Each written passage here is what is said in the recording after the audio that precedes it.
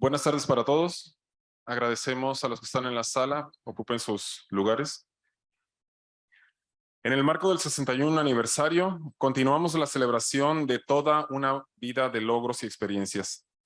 CETIS Universidad ha sido factor decisivo en el desarrollo de la comunidad, impulso a la innovación y un promotor de las acreditaciones, siempre como participante activo. Sean todos bienvenidos al conversatorio Las acreditaciones y el Sistema Nacional de Evaluación, retos y amenazas. Antes de dar inicio a este conversatorio, agradecemos la presencia de las siguientes autoridades. Doctor Alberto Gárate Rivera, vicerrector académico del Sistema CETIS Universidad.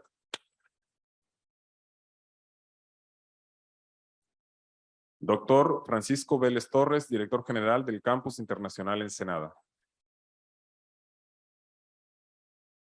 Doctora Lucía Beltrán Rocha, directora académica del Campus Internacional Ensenada. Y entre otras personas nos acompaña el doctor Carlos González, quien trabaja también en las cuestiones de acreditaciones. La doctora Cecilia Osuna, directora de investigación.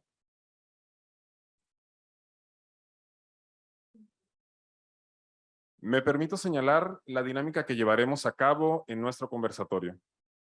En primer lugar, estableceremos algunas ideas y preguntas como pretexto para que nuestros conversadores nos puedan ofrecer sus puntos de vista. Posterior a ello, daremos oportunidad para hacer preguntas por parte de nuestro público participante. A los que están en la sala de manera directa, para lo cual habrá un micrófono al cual podrán acceder. Para los que están en la sala virtual, tendrán el espacio para hacer comentarios y preguntas, el cual será monitoreado por el doctor David Ornelas. Aunque podríamos decir mucho de la trayectoria de vida de nuestros invitados, me limito a mencionar solo algunos aspectos relevantes. De la doctora Sonia Bacha Vaz, señalaré lo siguiente.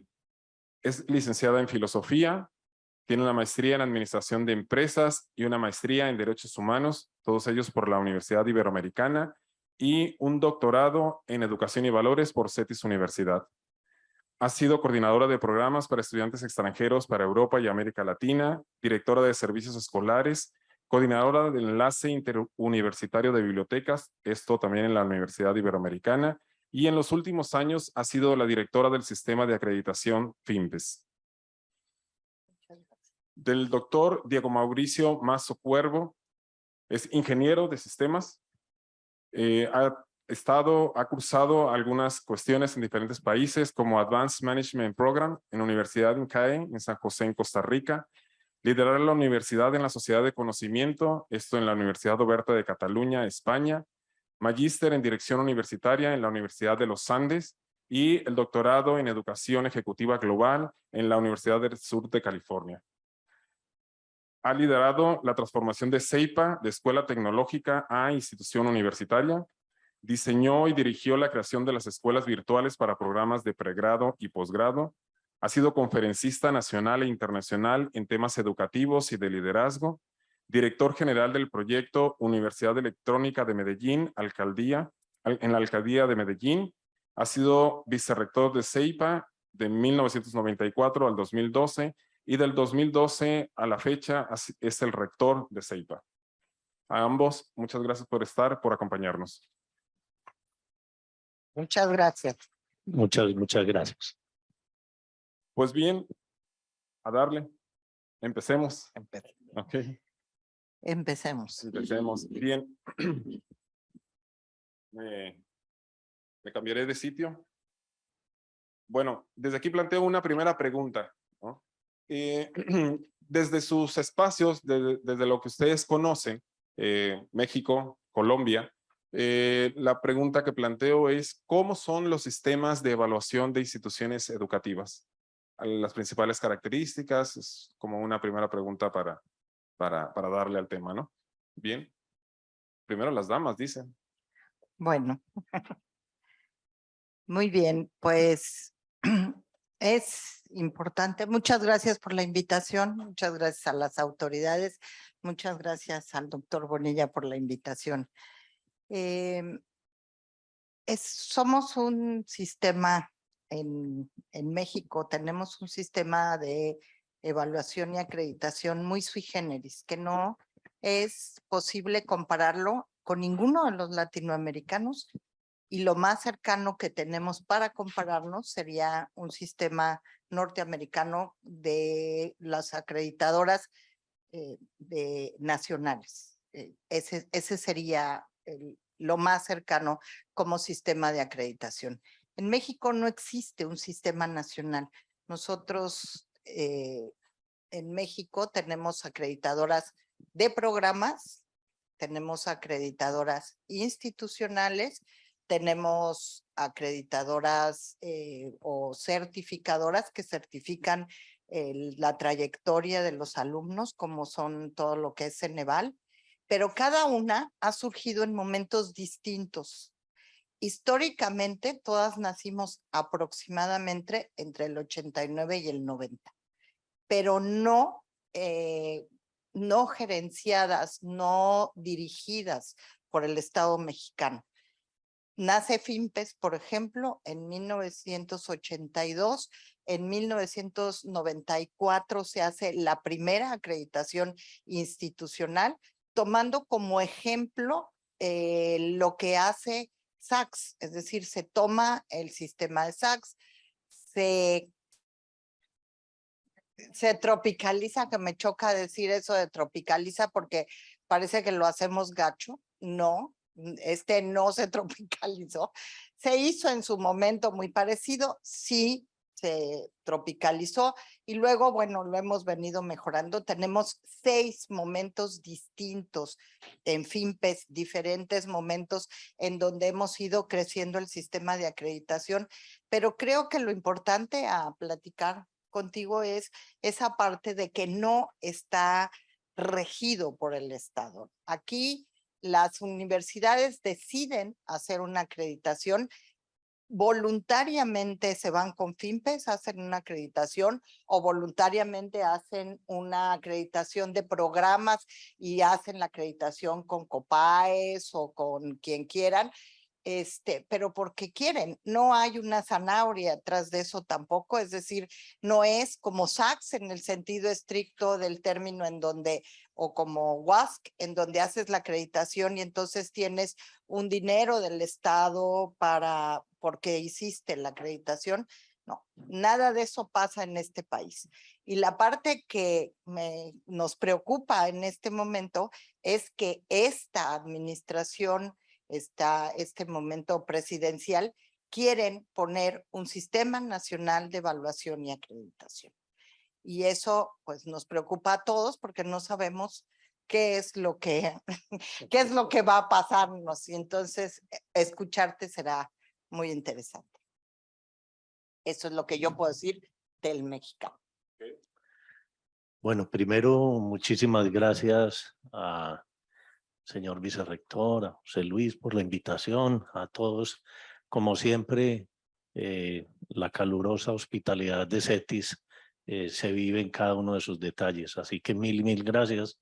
Muy complacido de poder acompañarlos y espero contarles un poco lo que vivimos en Colombia. Hay algunas cosas similares, hay algunas cosas totalmente opuestas. Colombia sí cuenta con un sistema nacional de aseguramiento de la calidad, que tiene 2 pilares. Uno es el registro calificado y otro es la acreditación en alta calidad. La acreditación en alta calidad se divide en 2, la acreditación de programas y la acreditación institucional, ¿cierto? La base de todo es el registro calificado. El registro calificado es más o menos el equivalente al REBOE, ¿cierto? Solo que el registro calificado es nacional, todo es nacional. Colombia, los departamentos, lo equivalente a los estados aquí, no tenemos ninguna relación. Yo paso por la Secretaría de Educación del departamento a saludar y a desearle muchos éxitos en la gestión porque no tengo nada más que hacer allá, ¿cierto? Todas mis relaciones con el ministro o la viceministra, en el caso, en este momento es una viceministra de Educación Superior. Todos los procesos los llevamos a cabo en el ministerio. Entonces es muy importante, y voy a decir esto rápidamente.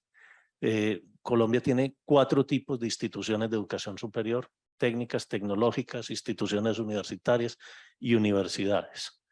La diferencia entre cada una de ellas es el tipo de programas que puede ofrecer cada una de ellas. Esto es importante porque luego, cuando vamos a la acreditación, se supone que uno debe acreditarse en lo que dice su misión, la vocación de su institución y la característica de los programas como tal. Somos más o menos, saqué el dato esta mañana, somos 300 instituciones de educación superior en este momento en Colombia, ¿sí? De las cuales el 28% están acreditadas en alta calidad, o estamos acreditados en alta calidad, solo el 28%, ¿sí? Para acreditar, entonces el proceso tiene básicamente unos 4 o 5 pasos, dependiendo cómo se dé. Uno envía el documento maestro al Ministerio de Educación Nacional por un sistema. Ellos lo revisan, asignan unos pares, van y visitan el programa, la institución, dan un concepto, la sala respectiva emite un concepto y te dan la autorización para funcionar. Ahí puede pasar que uno, cuando llega el concepto el informe de pares, yo como pues, la rectoría puede emitir un concepto, decir, mire, los señores pares tal vez se les faltó esta información, omitieron este detalle, cosa que normalmente pasa. Entonces uno tiene que revisar y responder cada uno de estos puntos. Va a la sala y entregan el registro calificado. Uno, para acreditar un programa, entonces, tenemos que partir del registro calificado, ¿sí? Esto ha ido evolucionando, más o menos también. El registro calificado es un concepto que nace más o menos en el 98, porque nosotros cambiamos la Constitución en el 91, aparece la Ley 30 en el 92, y del 92 más o menos al 98, 2000, había un vacío jurídico y las instituciones abrieron cualquier cantidad de programas, sedes, etcétera, porque se supone que había un concepto de autonomía universitaria. Entonces el ministerio, en ese momento el ICFES no sabía qué programas se ofrecían, por lo tanto no se sabía qué calidad había, ni quién otorgaba, ni qué otorgaba qué. Crean el Viceministerio de Educación Superior, crean el registro calificado y posteriormente las normas de registro calificado aparece la acreditación de programas. El primer programa se viene a acreditar en el 2004 más o menos, ¿sí? Para uno acreditar un programa, pues debe hacer un proceso similar al de registro calificado. Debe hacer primero decirle a la agencia que es estatal, y esa acreditación se supone que es voluntaria, ¿sí? En eso nos parecemos, ¿cierto? Que en el Estado mexicano no hay ninguna plata, no hay zanahoria, nosotros tampoco. Es tener un programa acreditado, la institución acreditada nos dan unos pequeños beneficios, que enseguida los voy a decir, ¿cierto? Pero no hay plata de por medio. Pero te dejan abrir te dejan ejercer tu universidad. Con el registro calificado. Con el registro. La alta calidad solamente me da 3 beneficios. Prestigio. Supuestamente no tengo visita de pares. Y cuando tengo un número de programas acreditados, un porcentaje de los programas acreditados, puedo optar por la acreditación institucional. Es lo único que tenemos. Esas son las 3 ventajas. Pero no hay fondos, no hay recursos. Algunos programas de financiación son para los programas acreditados en alta calidad, ¿cierto? Pues hacemos el mismo proceso por cada programa, ¿cierto? Por cada programa hacemos un proceso, le decimos al Consejo Nacional de Acreditación, vamos a empezar la autoevaluación de este programa. Aquí están las condiciones iniciales, presentamos una autoevaluación. Esa autoevaluación es revisada por unos pares. Los pares van a la institución, verifican las condiciones. Nosotros como institución decimos faltó esto, estamos de acuerdo con esto, no estamos de acuerdo con esto. Se emite un concepto y esa acreditación anteriormente duraba 4, 6, 8 o 10 años, ¿cierto? El registro calificado es por 7 años y a los 7 años se renueva. Entonces, digamos que la otra ventaja que tiene un programa acreditado es que después de la segunda renovación, o sea, a los 14 años que el programa está funcionando, si está acreditado, anteriormente, si estaba acreditado, pues tenía un proceso mucho más expedito, ¿cierto? Hoy en día cambió la ley hace 2 años o 3 con un concepto nuevo, y es que si uno acredita el programa, inmediatamente se renueva el registro calificado automáticamente. Esa es la cuarta o quinta ventaja que tiene estar acreditado en este momento. Les doy unos datos para que ustedes entiendan. La acreditación no tiene costo en Colombia. Nosotros no le pagamos nada al Consejo Nacional de Acreditación, al CNA, pero acreditarse cuesta mucho por los niveles de calidad, los estándares que se debe cumplir.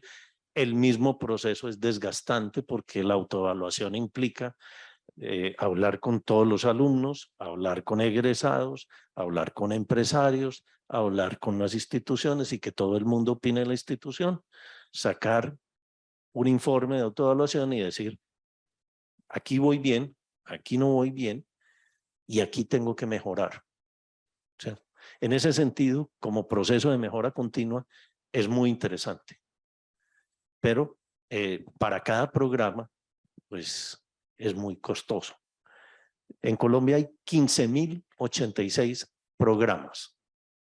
15.000 de esas 300 universidades. De esos programas hay acreditados en alta calidad 1.961 programas, o sea, el 13%. En 30 años que tiene la acreditación, solamente hemos podido acreditar el 13% de los programas en alta calidad y el 28% de las instituciones en educación superior. A grandes modos, a grandes rasgos, ese es nuestro sistema de aseguramiento de la calidad en Colombia y especialmente el Consejo Nacional de Acreditación, que es diferente al que maneja el registro calificado, se encarga de los procesos de acreditación. Me voy a colgar un tanto de lo último que acaba de señalar, Diego, en relación al sistema de evaluación nacional y que de alguna manera ya empezó a tocar Sonia, que es algo que no tenemos acá, ¿no? Y quizá preguntaré de esta manera, ¿cuáles son los riesgos de un sistema de evaluación nacional? Y no sé si en el aire o en la conciencia de esta pregunta también está si hacer un sistema nacional con este gobierno o con cualquier gobierno sería un riesgo. Yo creo que con cualquiera, pero con esto un poco más. Me parece que con cualquier gobierno es un riesgo. Es un riesgo porque hacer un sistema nacional implica, supongo que para ustedes también, pares que tienen que estar acostumbrados a los diferentes tipos de instituciones que existen y conocerlas para poder hacer una visita. Tú lo sabes, cuando llegas de una institución particular, tienes ciertas características, juzgas ciertas características y no otras a lo mejor que no vemos porque no sabemos que existen, ¿no? Entonces, el riesgo de trabajar con un censo de evaluadores, tanto de públicas como de privadas, que no estén especializados en el área, en el conocimiento de las instituciones, eso yo creo que es un riesgo. No es tan importante el gobierno que lo haga, para mi gusto, sino todas estas cosas que van interviniendo en el momento de lo que estaba diciendo Diego. Diego dice, nosotros tenemos 300 universidades. Nosotros en México tenemos 3,000 universidades. 3,000 universidades y con FIMPES, es decir, acreditadas con la calidad institucional de FIMPES, tenemos, en FinPes hay 113, acreditadas hay 95. Entonces, estamos, tú imagínate meter a todos dentro de esa misma olla de cocinar, es decir, vas a tener las chiquititas, las grandes, las públicas, nosotros en México hay 9 subsistemas, de esos que él mencionó, 4 creo, o 5. Sí, 4. Nosotros tenemos 9 subsistemas y tenemos las universidades públicas, tenemos las universidades autónomas, tenemos las interculturales, tenemos los institutos tecnológicos, tenemos las universidades particulares. Entonces, es todo un sistema. Imagínate sacar de evaluadores o sacar un sistema que cubra con todas las necesidades de ese impresionante abanico de posibilidades que tienen esos subsistemas que forman el sistema mexicano. Entonces, es un riesgo independientemente de los gobiernos que estén. El problema de este es que no ha escuchado, o sea, se va a hacer y se va a hacer y ya va a empezar a funcionar para el 2023. Bueno, nosotros llevamos casi 30 años, entonces algo de experiencia tenemos. Creo que el primer riesgo que se tiene de estos sistemas es querer sacar unos estándares que no son estándares, ¿cierto? Entonces, por ejemplo, antes se llamaban los estándares mínimos de calidad, ¿cierto? Entonces uno espera que un estándar es el metro, ¿cierto? Que tiene una longitud de onda, yo no sé qué, o un patrón que está en París. Entonces uno sabe que un metro son 100 centímetros.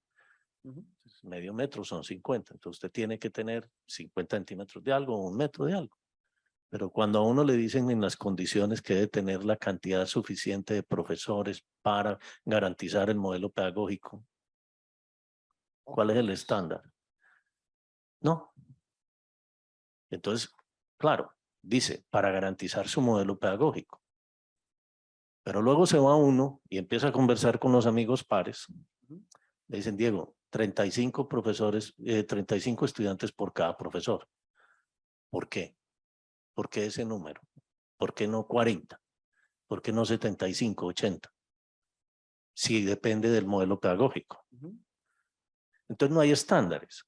Luego vienen otras problemáticas y es cómo le aplico los estándares a cada una de esas instituciones que no son las mismas características. Entonces, no es lo mismo, por ejemplo, como yo debo evaluar investigación en una institución tecnológica que tiene una formación o una vocación más hacia profesiones, hacia desempeño laboral, que a una universidad que debe tener una visión un poco más, pues que es mucho más amplia, en donde la investigación sí puede ser un factor interesante, o debería ser un factor interesante. Entonces, voy a evaluarlo por número de publicaciones en revistas Scopus, ISIS o yo no sé qué, a una institución tecnológica.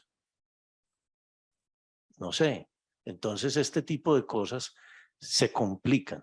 Luego, si miramos la modalidad de los programas, entonces tenemos a distancia, virtual, dual, presencial. Entonces le pasan a uno cosas tan interesantes como que llega el par y dice, no tiene aulas suficientes para ofrecer el programa. Señor, el programa es virtual.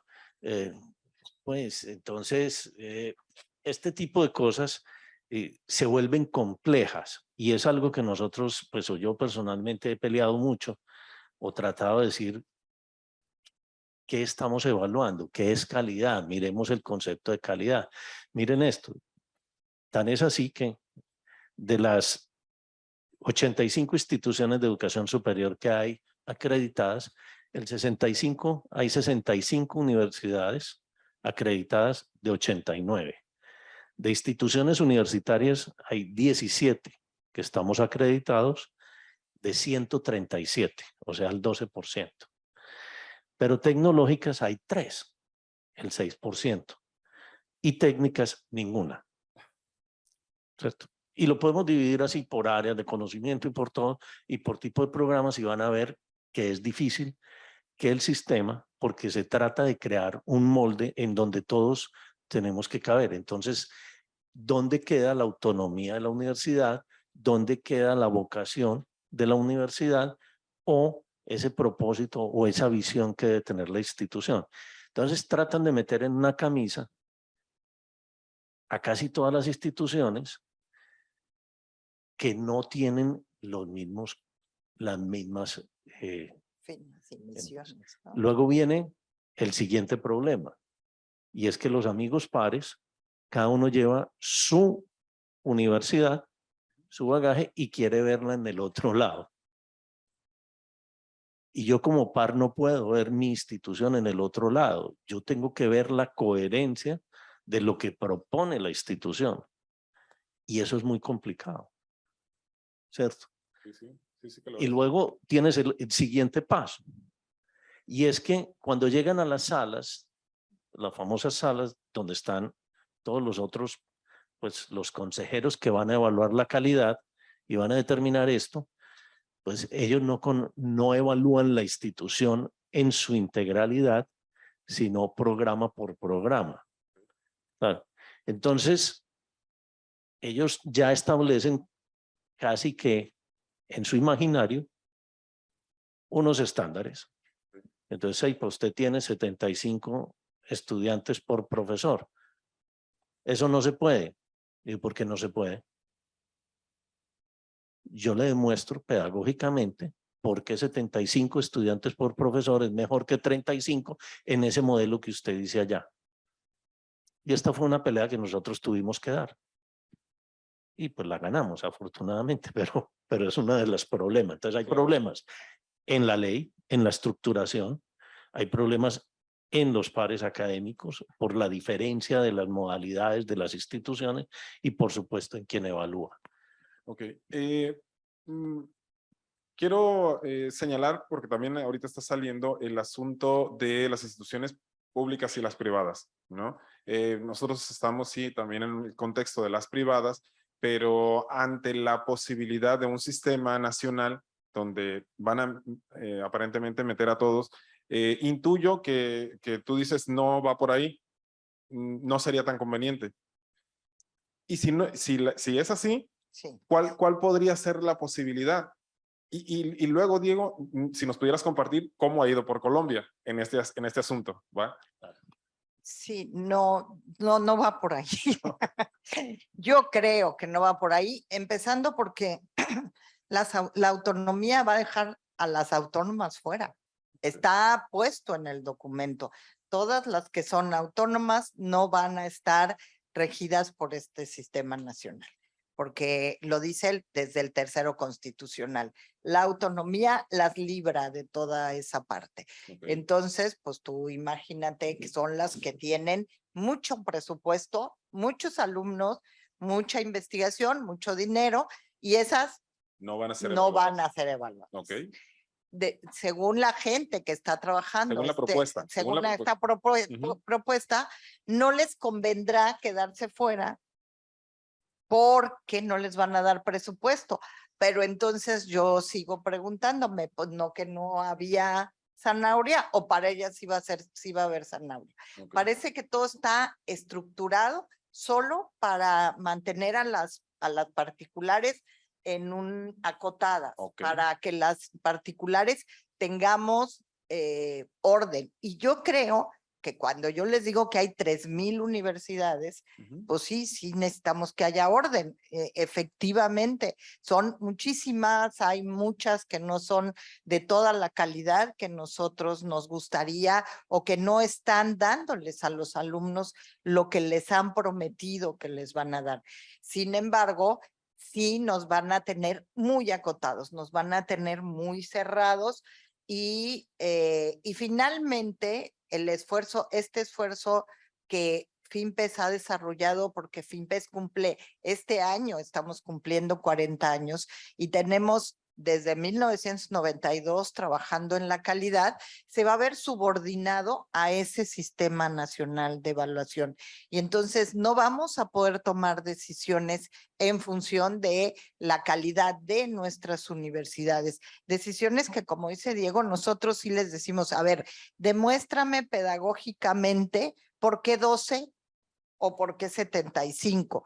Dime por qué en tu modelo, y te hemos tenido también batallas que luchar porque hay instituciones que me dicen, yo no necesito profesores de tiempo, en mi modelo no debe de existir profesores de tiempo completo porque lo que yo hago es formar gente que se va a salir a trabajar, no hay investigación, no hay toda esa parte, yo no la necesito. Entonces, bueno, pues hemos tenido que decir, si ese es tu modelo y me lo demuestras pedagógicamente, está bien, pero todo eso se va a ver limitado porque el techo va a ser el sistema nacional que está puesto para todos. Nada más lo quiero dejar ahí como pinchazo. Quizá no hay tan una mala intención. Quizá hay una idea de elevar la calidad de algunas de las instituciones privadas, especialmente. Yo creo Ujú. que no hay mala intención. Yo creo Ok. que la intención es buena, pero de buenas intenciones están llenos los panteones, querido. Ok, muy bien. Bueno, Diego, ¿cómo ha ido a la hora de aplicar este asunto de las evaluaciones desde el ámbito nacional entre la privada y la pública? Supuestamente el sistema es igual para las dos. Es el mismo proceso para las privadas que para las públicas. En ese, digamos, eso dice la ley. Cómo se comporta dentro es otro tema, ¿cierto? Pues la gran mayoría de universidades, de las 85, aproximadamente 40, si mi memoria no me falla, 40 y pico, son instituciones públicas y esas en su gran mayoría están acreditadas en alta calidad, Okay. ¿cierto? Pero uno se pregunta cosas, ¿cierto? Uno se pregunta muchas cosas. Si tú tienes un sello de acreditación en alta calidad es porque prestas un servicio de excelencia, ¿cierto? Pero si estás en paro cada año o año y medio, ¿cómo es ese servicio de excelencia? ¿Cierto? Pues me pregunto yo. Eso no sería suficiente para que alguien perdiera una acreditación en alta calidad, porque no está prestando el servicio como dice que lo debe prestar, ¿cierto? Pero no pasa. Una pública no pierde la acreditación por un paro. Una privada por un mal manejo en estos días, casualmente la semana pasada,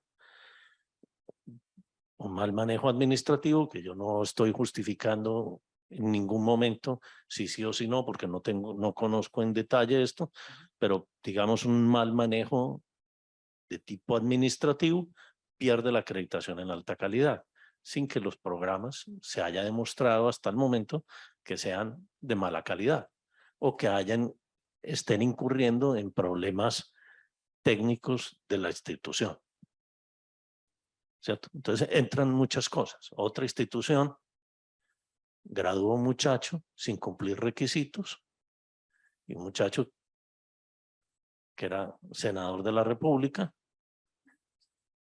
lo gradúa sin cumplir requisitos como abogado, que es una profesión de responsabilidad social. Okay. No cumple los requisitos, lo gradúan de abogado y no pierde la acreditación en alta calidad. Entonces, todo este tipo de cosas se empiezan también a presionar el sistema y sobre todo en algo que es la base. Si esto es un sello de prestigio, debe haber credibilidad en el sello. Y si lo administra el tema central, pues debería ser más riguroso con todos. Técnicamente no hay ninguna diferencia. Cómo se mueven los procesos para las públicas es más rápido que para las privadas, ¿cierto? Esto no lo decimos mucho en público, pero hay que decirlo. El nuevo ministro está diciendo hay que cambiar el sistema nacional de aseguramiento de la calidad porque no damos abasto no somos capaces de responder. En este momento tiene 4.000 programas represados para otorgar registro calificado o renovar. Entonces es un costo muy alto para esto. Se supone que las reglas deberían ser las mismas. Eso es lo que hemos vivido. Ok. Dale, dale. Es que el registro calificado del que habla Diego es el REBOE Igual, sí. que nosotros tenemos. Ujú, ujú. Y todas esas 3,000 universidades tienen el REBOE que ellos ya les dieron.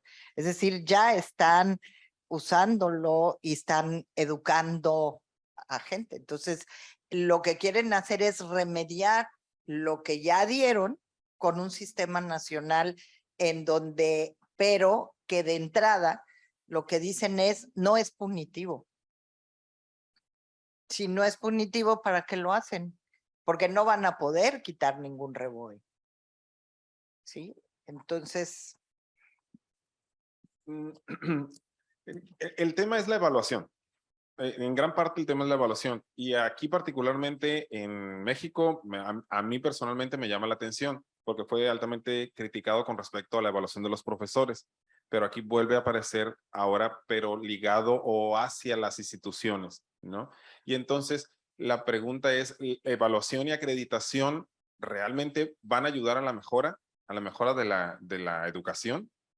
Hace rato, Diego, hablabas de la mejora continua. Sí, pues lo que se supone, aquí vienen dos cosas, ¿cierto? Que Colombia, por ejemplo, digamos en los primeros 25 años del sistema, no fue capaz de diferenciar, ¿cierto? Muchos peleamos esto.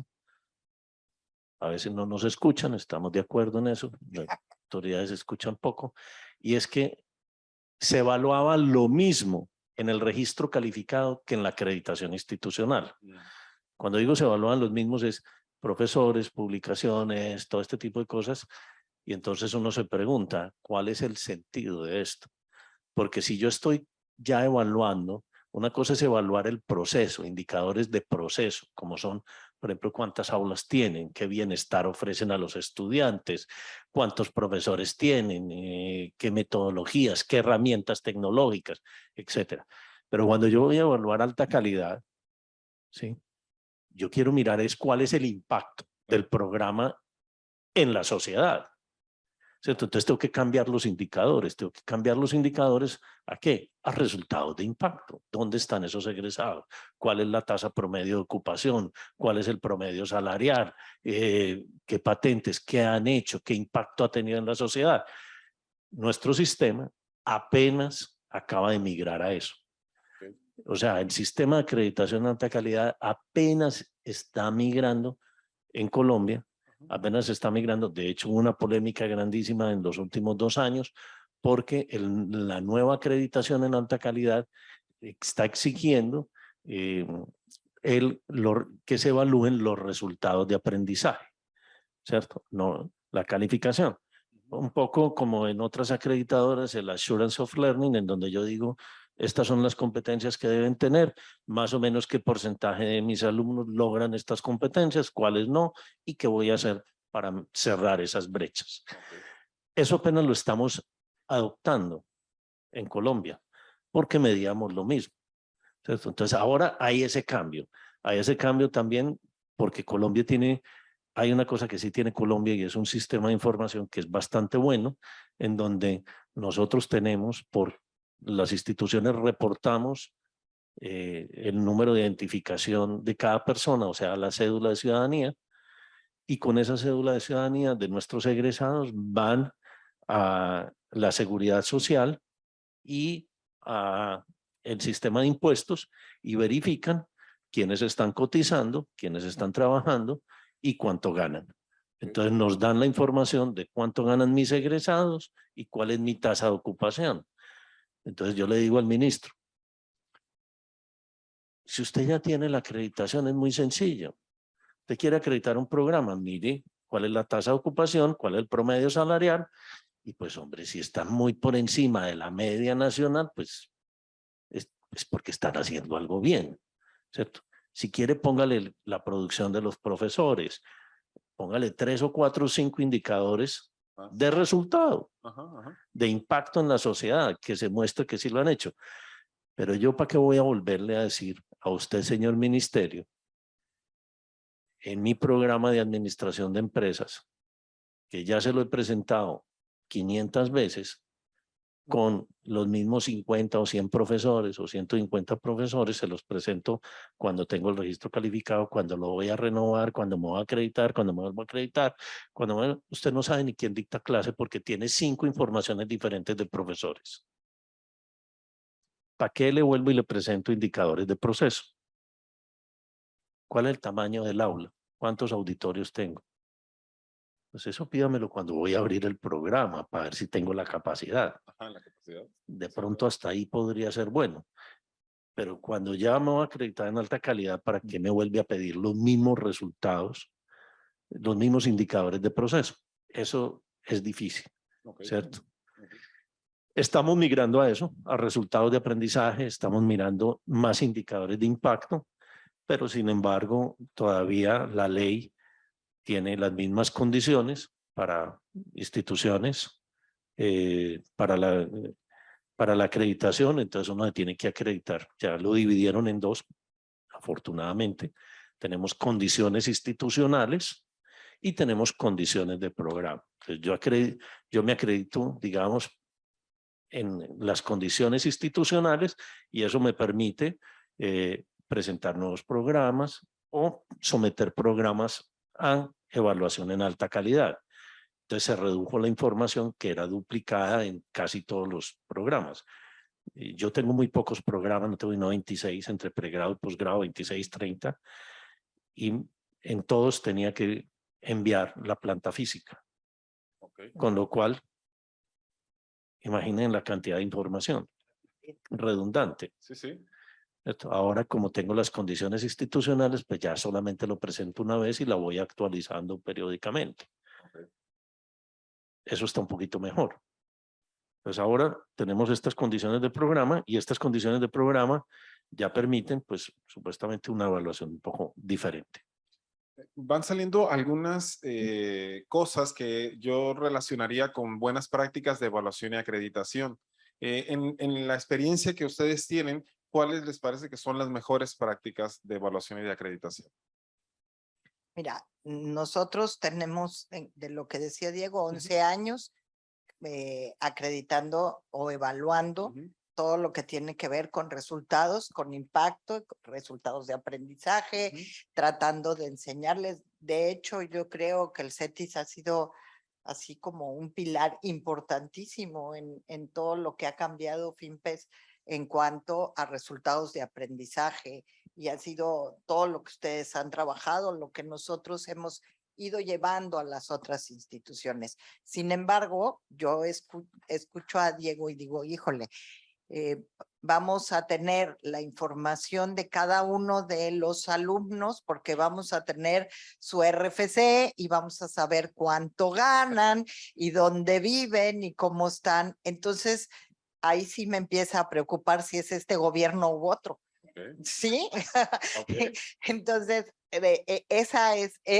esas prácticas que yo creo que son buenas prácticas, o sea, al final es una manera de saber si mis alumnos, y lo digo cada vez que doy un curso, no quiero saber qué vas a hacer o cuántos sillas tienes de aquí o cuántos cañones. Quiero saber dónde están trabajando tus alumnos, cuánto tiempo tienen, logran superar un primer momento, los 3 meses, a los 6 meses. Eso es lo que yo quiero saber y es un trabajo que están aprendiendo a hacer las instituciones. Efectivamente, en México no existe esa información que está diciendo Diego. ¿Sería una buena práctica? Pues sí, sería una buena práctica, pero también es una práctica que yo no sé a cuántos de nosotros nos gustaría que tuviera este o cualquiera, pero bueno. Fíjate, Sonia, yo a ti particularmente te he escuchado este asunto de cumplir la promesa, ¿no? Que la universidad cumpla la promesa, ¿no? Aquello que dijo que el egresado iba a lograr, iba a tener, realmente lo tuvo, ¿no? Y entonces suena bonito, ¿no? pero estaría complicado a nivel de la evaluación y de la acreditación. ¿Cómo lo concretizas? Es que ahí sí es cuando yo también digo, ese es tu problema. ¿Cómo lo concretizas? Lo tienes que concretizar en cada uno de tus egresados. O sea, tú le prometiste a un alumno que va a ser el líder del futuro. ¿Cuántos de esos son líderes del futuro? ¿Cuántos tienes que estén haciendo eso? ¿Dónde están trabajando? Y cuando nos podamos anunciar, por ejemplo, esa me parecería a mí que es una buena práctica, decir, el 86% de mis egresados ganan más de, y entonces yo como alumno voltearía y diría, pues yo quiero ir a esa, donde el 86% gana más de, o el 95% se emplea en menos de X número. Cuando podamos alcanzar ese tipo de promesa, que esa sería la promesa, entonces creo que serían las buenas prácticas. Creo que esas serían las que nos permitirían crecer como instituciones educativas, como personas, pero también como país, como gobiernos, como todo. Es decir, es un proceso en donde todos creceríamos. Y yo siento que este es un proceso donde, insisto, están poniendo un techo. Si FinPes tiene 11 años haciendo acreditación de resultados o para resultados, y ahorita vamos a empezar otra vez mándame cuáles son tus profesores, cuáles son tus instalaciones y cuáles son tus programas de estudio para poderte evaluar. Entonces, todo el trabajo que hemos hecho como FinPes durante todo este tiempo, pues se va a perder. Entonces, o no nos metemos y nos salimos del Sistema Nacional de Evaluación y decimos FinPes no va, pero entonces, ¿cómo quedamos con respecto a todo lo demás? Esas serían las buenas prácticas. Okay. ¿Has comentado algo en ese sentido de buenas prácticas, de este asunto de los resultados de aprendizaje, cómo tratar de evidenciarlos, cómo caminar en ello? ¿Algunas otras cosas que en la experiencia han sido buenas prácticas de evaluación y de acreditación? Sí, de todas maneras, estos procesos de evaluación son muy enriquecedores para la institución. Okay. ¿Cierto? Yo lo que diría es que las instituciones deben migrar, o estos modelos deberían migrar a un proceso de mejora continua. Okay. ¿Cierto? Si un proceso de autoevaluación se hace parte completa del proceso de planeación de la institución como un insumo para cerrar esas brechas, para poner esos objetivos, eso es supremamente poderoso y puede ayudar a cambiar muchísimo la institución, ¿cierto? Entonces, más que nuestra acreditación y nuestro registro calificado es una foto, y la calidad no es una foto. La calidad es un proceso que se vive en el día a día.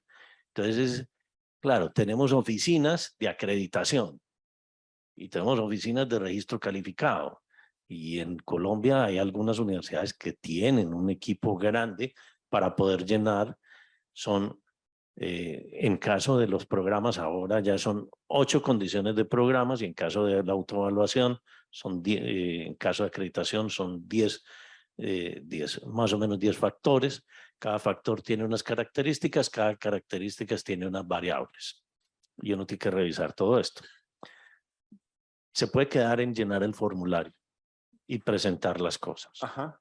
Y esa es una muy mala práctica, porque eso es como cuando uno, ¿cierto? Uno está pues pasadito de kilos y le van a tomar la foto para, no sé, una foto ahí bien importante para el grado. Entonces uno chupa barriga, se abotona bien, se pone la camisa que le quede un poquito se peina bien, se afeita, y queda bien arregladito y quedó muy bonito en la foto. La realidad es otra. ¿Cómo funciona la universidad si no tiene ese proceso de mejora continua?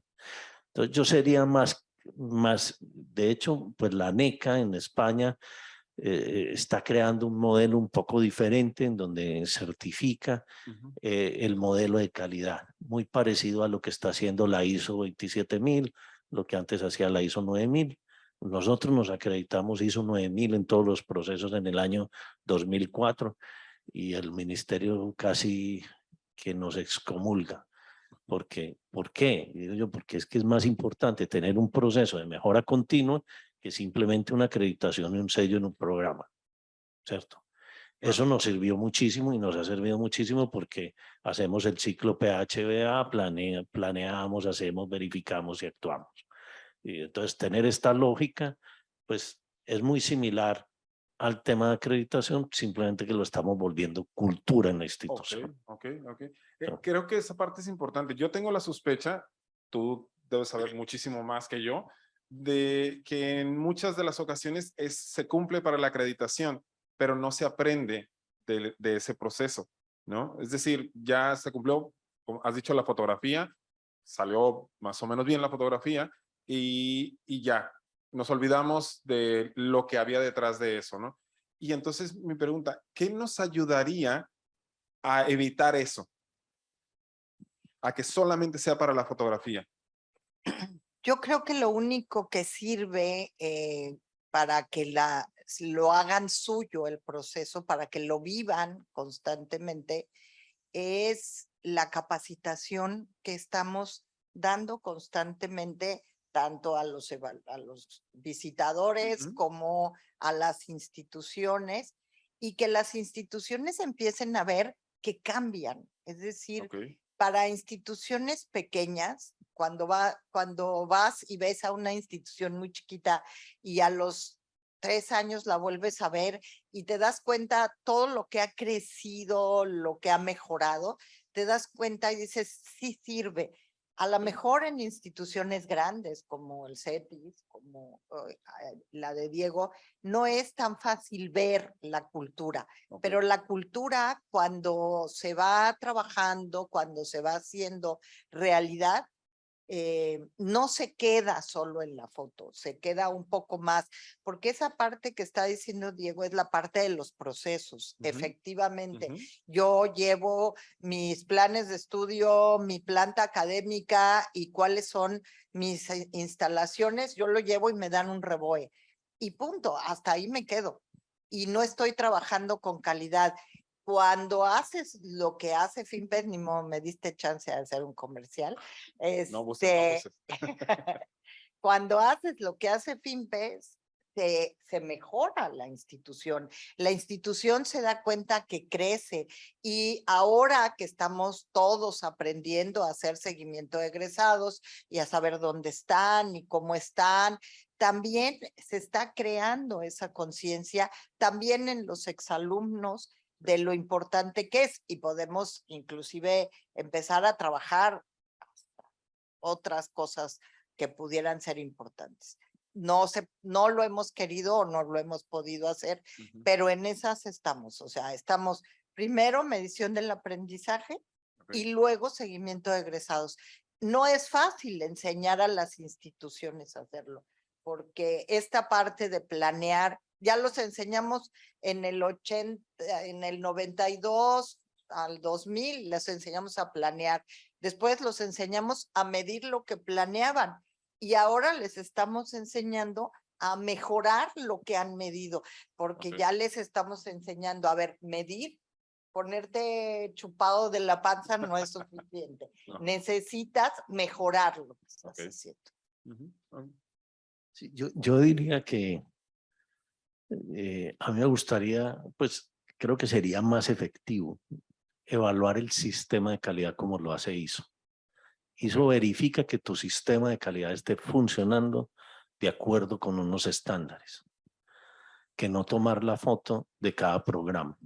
A veces, por ejemplo, en Colombia, si yo tengo el 40% de los programas acreditados en alta calidad, debería tener una acreditación institucional, si la paso, pues y todas las cosas, de 10 años. Pero no tengo un sistema de calidad que esté funcionando y que me lo revisen, ¿cierto? Que ahí es donde yo creo, cuando uno tiene un sistema, puede generar la cultura del mejoramiento continuo. Y esa cultura sí debe permear a toda la institución. Ese para mí sería un gran cambio, una buena lección para todas las instituciones. Ok, bueno, interesante.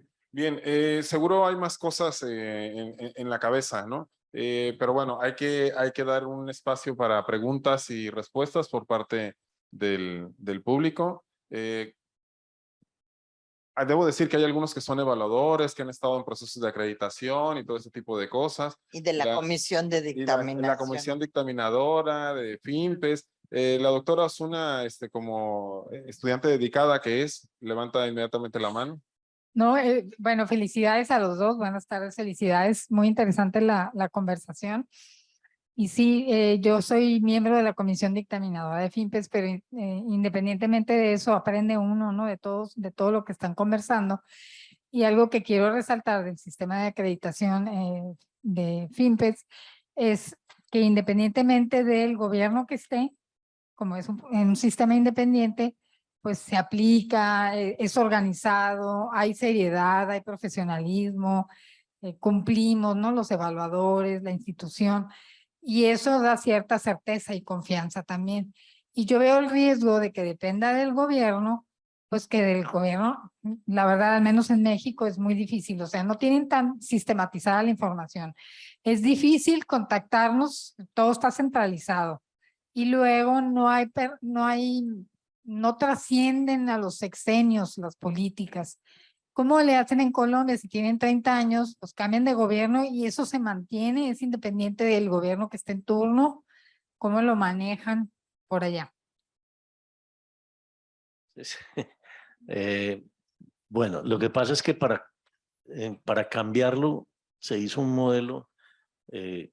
En la estructura del Ministerio de Educación hay algo que se llama el CESU, que es el Consejo de Educación Superior Universitaria.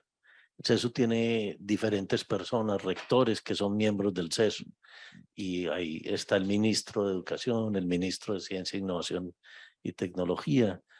Entonces, digamos que ellos son como los que mueven, digamos, o aprueban ciertos cambios o le permiten al ministro que haga ciertos cambios o no. También el Consejo Nacional de Acreditación, lo que llaman los consejeros, o sea, los que dirigen esto, no son profesores nombrados de las diferentes universidades por elección, escogidos por el CESU.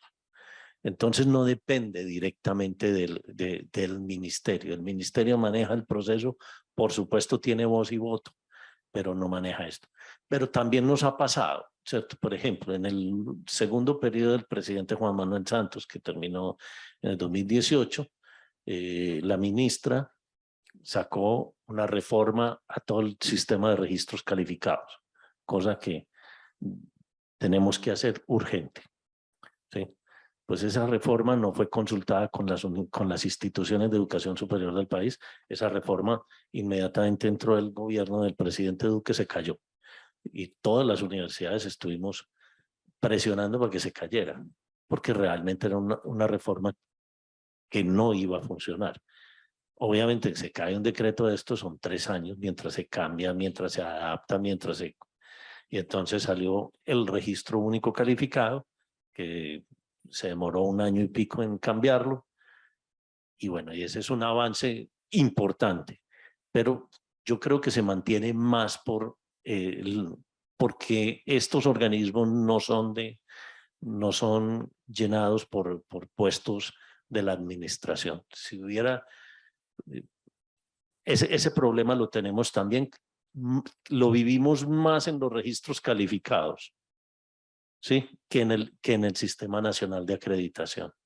Porque cuando llega la nueva administración, normalmente nosotros estamos divididos por salas: la sala de ciencias educativas, la sala de ciencias económicas empresariales, la sala de ingenierías, la sala de esto, y cambia el personal, o sea, los abogados y las personas que mueven esta información allí. Y estos muchachos muchas veces no tienen el bagaje y el conocimiento, entonces expiden resoluciones con muchos errores a veces. Ok, vamos a ir a la virtualidad y luego acá con la doctora Lucía. Muy bien, les comparto una pregunta que está en el chat, donde más de una veintena de personas han seguido la conversación. Y la pregunta, bueno, es una pregunta doble sobre FIMPES, ¿no? Una vez que existe el organismo nacional, en México, ¿qué consecuencias tendría para FIMPES? ¿Creen que la búsqueda de las universidades por la acreditación de FIMPES se mantendría o creen que podría perder atractivo al haber una avalada directamente por el Estado? Échele. Ojalá yo tuviera bolita mágica. Yo creo que se mantendría, mira, yo creo que pudieran buscar la que les va a dar el Estado por ser más rápida y más fácil. Pero al final de 40 años, las 113 instituciones que están con nosotros están porque creen en lo que FIMPES está haciendo, porque creen en la calidad de FIMPES. Nada las mantiene con nosotros. Entonces, me parece que mientras sigamos trabajando como equipo de personas que estamos haciendo que FIMPES y que las universidades crezcan, se quedarían con FIMPES. Ahora, ¿cuáles son las consecuencias? Las consecuencias son, como dije, estaríamos subordinados al sistema nacional. En teoría deberían confluir, ¿no?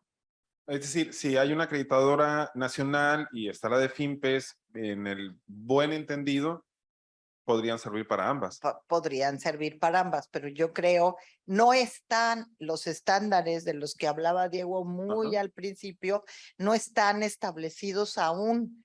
Es decir, una de las partes que van a empezar a trabajar estos grupos del gobierno a partir del 2023 va a ser establecer esos estándares. Okay. En este momento no están establecidos, entonces no podría yo saber si van a confluir. Okay. ¿Quieres comentar? Sí, yo creo que pueden convivir tranquilamente porque, pues, o sea, las acreditaciones son un tema de prestigio, de reputación, de demostrar que uno tiene, cumple con una serie de niveles de calidad como tal. Entonces, cuando uno mira, por ejemplo, en las escuelas de administración, uno tiene la acreditación AACSB, ¿cierto? O la FMD o EQUA o cualquiera de ellas, ¿cierto? Bueno, hay otra, ABSCP, algo así. Eso. Se me confunden tantas letras. Bueno, todas estas acreditaciones, ¿por qué las optamos las escuelas por acreditarnos con una o con la otra? Por el prestigio, por el modelo, por lo que nos agrega valor. Entonces yo creo que mientras FIMPES agregue valor a las instituciones, les dé un modelo de gestión, les dé un nivel de prestigio, pues el mercado lo va a seguir valorando, que es lo más importante, ¿cierto? Claro. Y a mí, por ejemplo, me parece muy interesante que en México tenga la posibilidad de tener acreditadoras independientes. Nosotros no las tenemos. Okay. Yo creo que si en Colombia hubieran acreditadoras independientes, seguramente muchos estamos acreditados por otro lado y no necesariamente por el Estado, porque realmente los beneficios que nos da el Estado de estar acreditados son muy poquitos. Okay. ¿Cierto? En cambio, poderle decirle a mis estudiantes, a mis empleadores, a la sociedad, mire, yo cumplo con todos estos estándares y tengo este nivel de calidad, pues es muy importante. Ok, muy bien. Doctora Lucía. Sí, gracias. Muchas gracias por compartir con nosotros esta tarde. Y yo pienso que instituciones educativas como la nuestra, en donde realmente el proceso de acreditación nos enriquece mucho y de alguna manera abona el proceso de mejora continua. Pero ¿qué pasa con la cultura de la evidencia, por ejemplo? Con cómo lo administran, cómo gestionan esto de la evidencia, porque también hacemos muchísimas cosas todos los días y de pronto esa parte de dónde dejamos la memoria o la evidencia de todo esto que estamos haciendo, ¿cómo lo gestionan por allá en Colombia? No, porque de eso vivimos, de la evidencia. O sea, todos los procesos son evidencia de lo que debemos tener, ¿cierto? Por ejemplo, cuando yo le reporto al Consejo Nacional de Acreditación quiénes son mis profesores, yo tengo que tener la hoja de vida de todos los profesores al más mínimo detalle. Cuando digo el más mínimo detalle es no solamente sus estudios, sino dónde ha trabajado, dónde ha asistido a conferencias, qué publicaciones tiene, qué investigaciones ha participado, cómo tiene esto. En ese parte, por ejemplo, los profesores, hay una cosa que nos ayuda que se llama el CEBELAC. El Ministerio de Ciencia, Tecnología e Innovación tiene algo que se llama el CEBELAC, que yo creo que está compartido con varios países de América Latina, que es el currículum vitae de los investigadores. Entonces, CBU, sí, sí, el currículum vitae latinoamericano, por eso se llama LAC, Centroamérica. Entonces ahí está todos los profesores nuestros. Yo tengo que hacer una tarea para que ellos mantengan su CBLAC actualizado. Ellos actualizan su CBLAC y luego el Ministerio de Ciencia, Tecnología e Innovación evalúa los miembros de ese grupo y evalúa la calidad y dice este grupo tiene un nivel de producción A+, A, B, C, D o apenas está reconocido o desapareció de la clasificación. También pasa. ¿Sí? Entonces, eso, por ejemplo, por el lado de los profesores. Ya por el otro lado, yo tengo que tener un sistema de gestión documental en donde esté toda la información de cómo voy evolucionando. Porque en la autoevaluación, el último capítulo de la autoevaluación son los planes de mejora. Esos planes de mejora anteriormente llegaban y decían, bueno, sí, a ver, ¿qué hizo? Ah, sí, está bien. Pero venga, miremos los profesores porque es lo que me interesa. O venga, miremos la investigación, que es lo que me interesa. O los recursos, cuánto fue. Hoy, ese es otro cambio que se hizo. Empecemos por los planes de mejora. Usted dijo que tenía que trabajar en estas 4 áreas. Por ejemplo, seguimiento a egresados. Es un dolor de cabeza de todas las instituciones de educación superior, yo creo que en el mundo. Todos queremos saber dónde están nuestros egresados, queremos tener más información, queremos saber qué hacen más, pero una vez se van, es muy difícil poderlos mantener en contacto, inclusive o a pesar de las redes sociales, no los podemos tener a todos. Las redes sociales nos han facilitado un poquito el trabajo, pero sin embargo no tenemos a todos los egresados. Entonces hay que empezar a gestionar, y ese es uno de los temas, por ejemplo, que si uno tiene bien montado el sistema de aseguramiento de la calidad, tienes que tener la cultura de la evidencia, ¿cierto? Pero para eso se necesitan sistemas de información y documentar muy bien. Lo bueno es que estás respondiendo a ingenieros, entonces ellos saben de eso, tú también, ¿no? Es una deformación. Pues yo era ingeniero, ya Sí, no. sí, Ya, ya no. ya no. Ya, Yo hablo lenguas. soy rector. Yo fui ingeniero de sistemas por allá en los 80, no hablo y no lenguas muertas. Nada de eso funciona ya hoy en día. Anda. Muy bien. Sí. Vamos a la virtualidad, David. Sí, tenemos otra pregunta que es de la doctora Marina Alveláiz, directora de la Escuela de Psicología de CETIS Tijuana. Ella pregunta a ambos, ¿creen que haya funcionarios de gobierno competentes para la tarea que pretenden emprender en México? ¿No deberían estar los expertos de las acreditadoras que sabemos que funcionan trabajando en conjunto?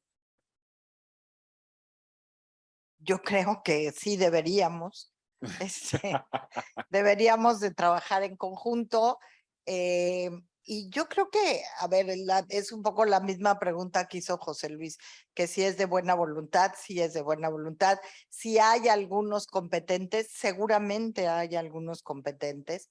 El problema es la falta de comunicación que hay en este momento. No hay, se va a hacer esto. Oye, déjanos participar, ¿no? Danos chance de estar ahí, de participar, de decirte lo que pensamos, pero no hay en este momento mucha escucha. Hay una serie de juntas, los llevan al Senado, te dan 3 minutos para que expongas cuáles son tus argumentos y escuchan a 60 o a 100 personas y cumplen con el expediente de yo te pregunté, te dejé hablar, fuiste a hablar al Senado. Entonces sí hubo consulta, Y eso no es consulta, eso no es trabajo en equipo. Yo soy una creyente de que en todos lados hay gente suficientemente preparada, inteligente y capacitada para hacerlo. Y que si lo trabajáramos en conjunto sería mucho mejor. Diego, en ese sentido, yo te recuerdo en alguna ocasión conversando de ti, hablando con la gente del ministerio, diciéndoles por qué funcionan los cambios, las innovaciones que iban a hacer en CEIPA, pero no sé si para estas cuestiones de acreditación ha habido interlocución con expertos, con aquellos que están en las diferentes universidades. Sí, en Colombia ha habido la cultura, por lo menos, de discutir mucho las reformas. Okay. ¿Cierto? Bueno, no somos 3.000 instituciones, somos 300. Entonces, pues es relativamente fácil llamar a las 300 y decir, vengan que queremos conversar con ustedes. A veces se hacen diálogos regionales y nos invitan y comparten. Eso fue lo último que hizo la ministra saliente. La ministra saliente, cuando entró al cargo, empezó a promover estos cambios, hicieron unos diálogos regionales, salió el registro calificado único, que para nosotros es un avance impresionante, y luego el CNA con el CESO se sentaron a trabajar, también hicieron diálogos regionales y construyeron las guías de autoevaluación. Obviamente, uno dice, vamos avanzando a la velocidad que queremos, pues, o que necesitamos, yo creo que no. Pero bueno, vamos avanzando. Lo importante no es quedarnos quietos. O sea, por ejemplo, un dato bien sencillo. Nosotros teníamos que presentar un registro calificado, toda la misma información del registro calificado.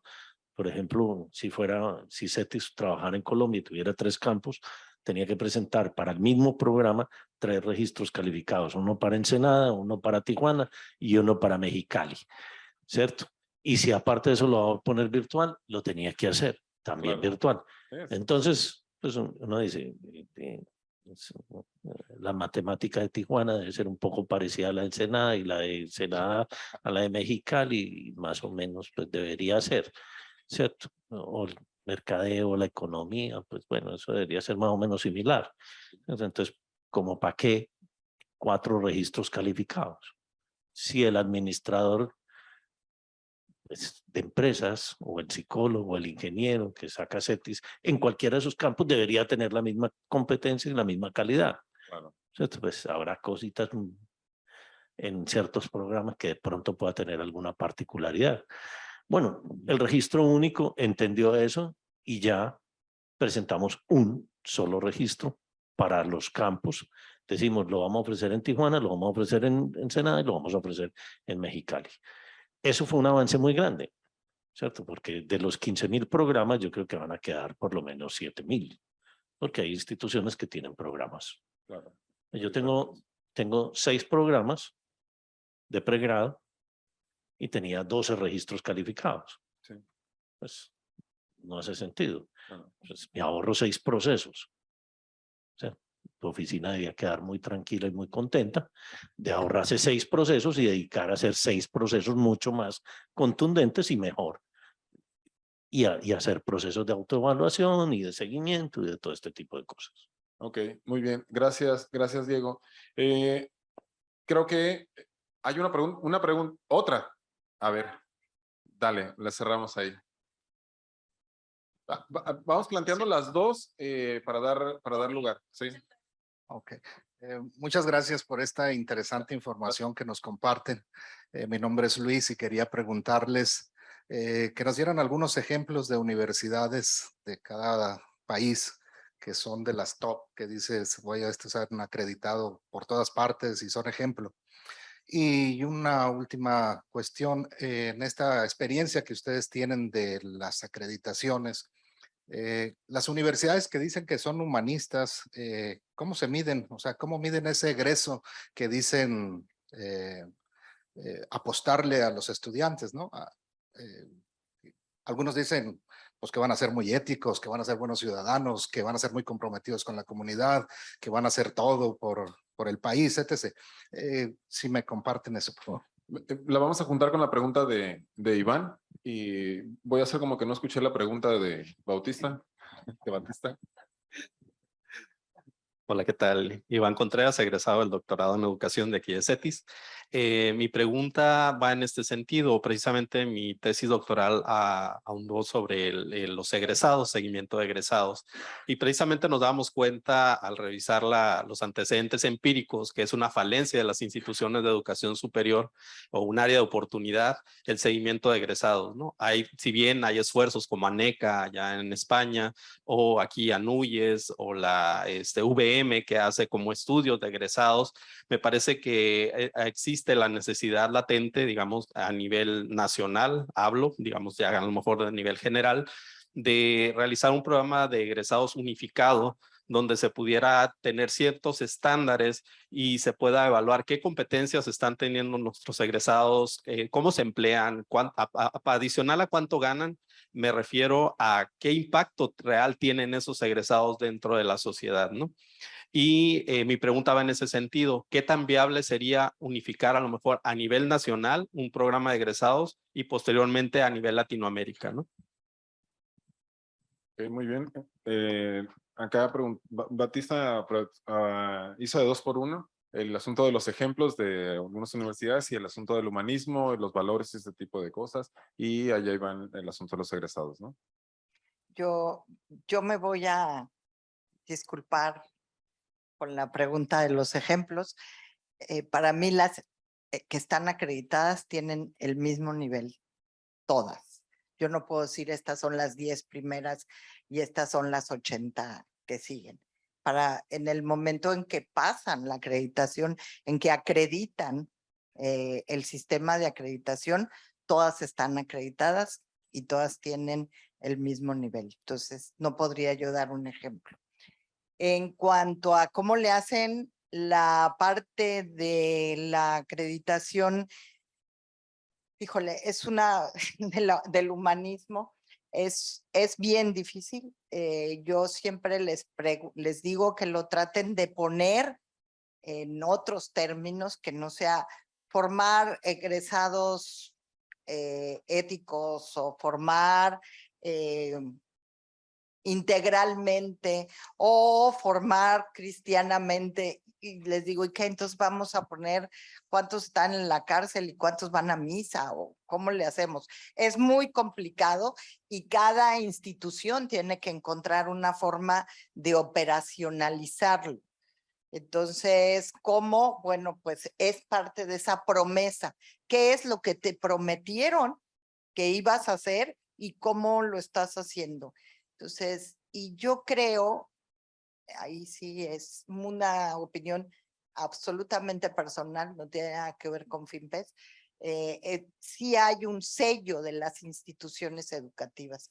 Entonces, si tú, por ejemplo, ves la revista esta que se llama 300 líderes mexicanos o alguna, y ves de dónde son, en qué áreas están trabajando, tienen un sello.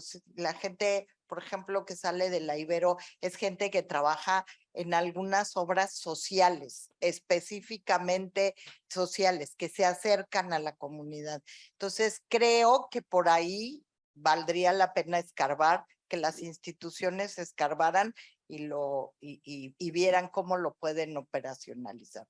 Yo siempre estoy diciéndoles cada vez que doy un curso y la capacitación que yo necesito saber esa camiseta que cuando se la ponen dice CETIS y que ese que salió es un exalumno CETIS. ¿Cómo sabes? Porque tienen ciertas características y en realidad las tienen. Es decir, si hay la hora CETIS, por ejemplo, si hay la actitud, si hay muchas cosas que se puede ver no necesariamente con la camiseta puesta, sino por lo que te han enseñado a hacer en tu institución.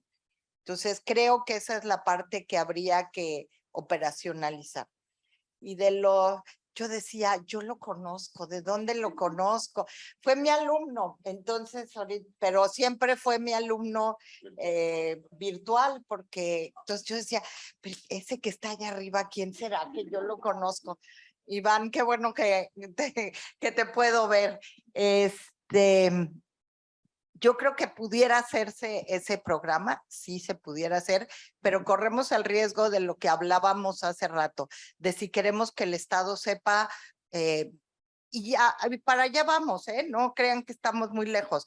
Ya si quieres recibirte, tienes que tener, en el momento de sacar tu cédula, te piden tu RFC y en el momento en que tengan tu RFC te van a poder decir en dónde trabajas, cuánto ganas, en dónde estás, etcétera. Entonces, para allá vamos. Ese control de un mundo feliz que yo creí que lo había dejado hace muchos años, no, se viene así encima. Entonces, sí se puede, creo que sí se pudiera, no sé si en latinoamericano. Perdón. No, pero no ha respondido Diego. Yo. Yo creo que Perdón. Estoy haciendo todo lo posible porque el vice no hable. voy a Perdón. tratar de ser. Antes de la respuesta, una pregunta última que está en el chat es muy semejante a la de Iván, entonces solo por si quieren sumar algún aporte, es qué posibilidades ven que pueda haber lograr una uniformidad en los procesos de autoevaluación o seguimiento de aspectos concretos, pregunta Carlos Casillas de la UNAM. Sí.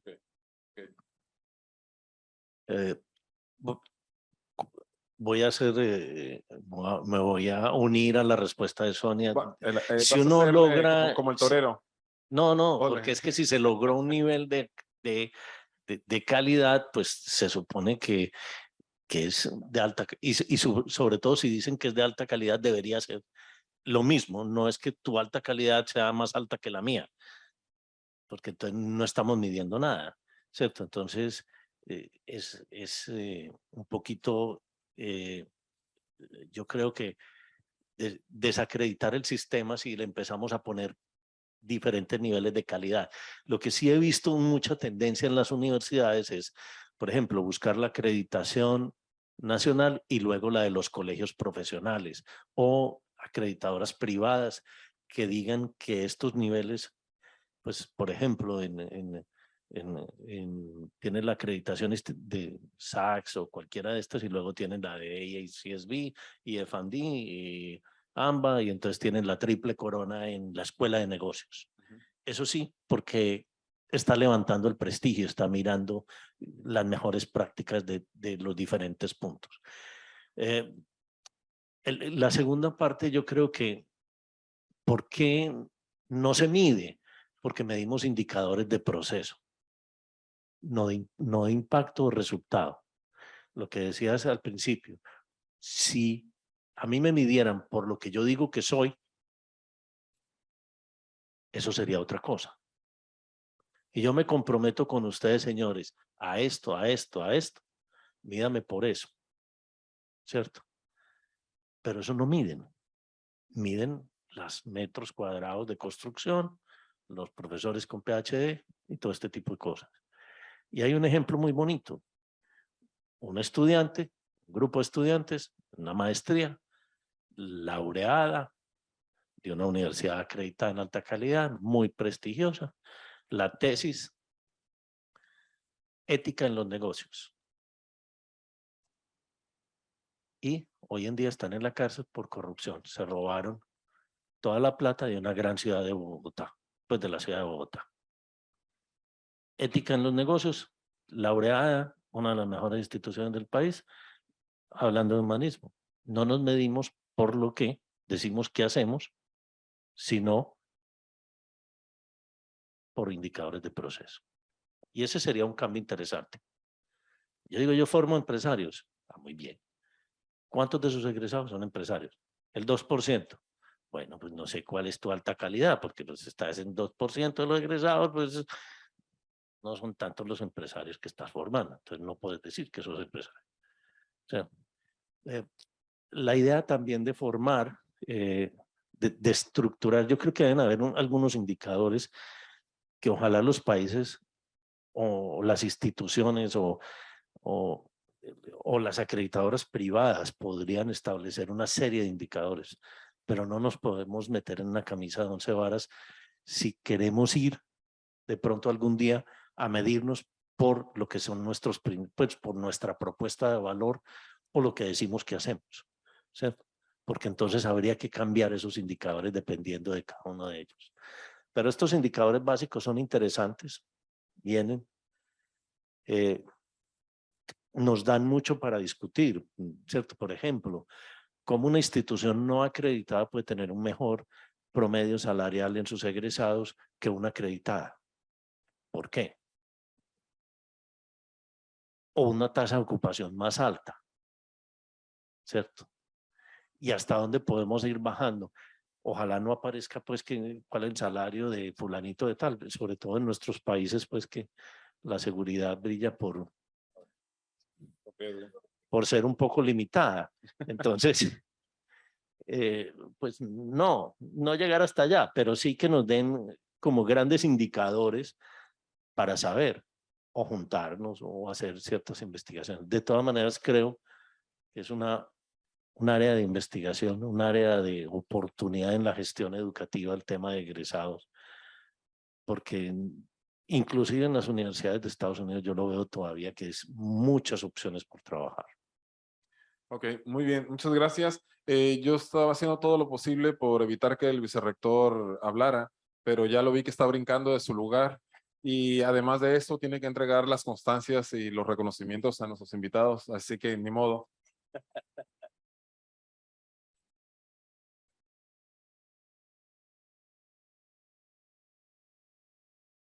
No voy a decir más que esto y voy a balconear a alguien. Me acabo de recibir un mensaje de 5 minutos y me dice, felicítame mucho a Diego y a Sonia.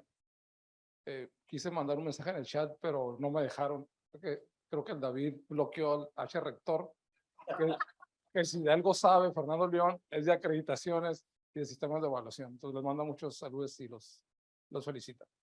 Ahí estuvo al tanto y qué bueno que no se ha podido conectar porque aquí estuviéramos todavía tramados. Muy bien, muchas gracias. Felicidades, felicidades.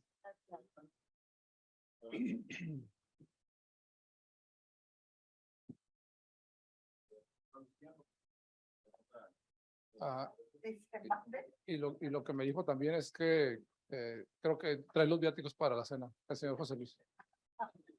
Bueno, dice, Sistema CETIS Universidad otorga el presente reconocimiento a la doctora Sonia Bacha por su destacada participación como panelista en el conversatorio, acreditaciones y Sistema Nacional. Muchas gracias. Muchas gracias.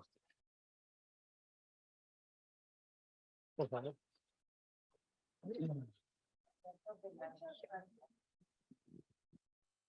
Igualmente para Diego Mauricio Mazo, Cuervo, muchas gracias, Diego, nuevamente por venir acá con nosotros. Muchas gracias.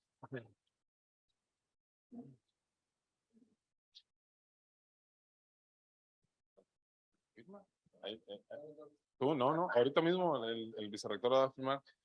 Bueno, yo pensé que también iba a haber este obsequio para mí, pero pues no. Bueno, estimados asistentes, es así como damos por concluido el conversatorio, las acreditaciones y el Sistema Nacional de Evaluación, Retos y Amenazas. Los invitamos a seguir celebrando estos 61 años de logros en nuestros diversos campus y eventos. Gracias por acompañarnos. Buenas tardes.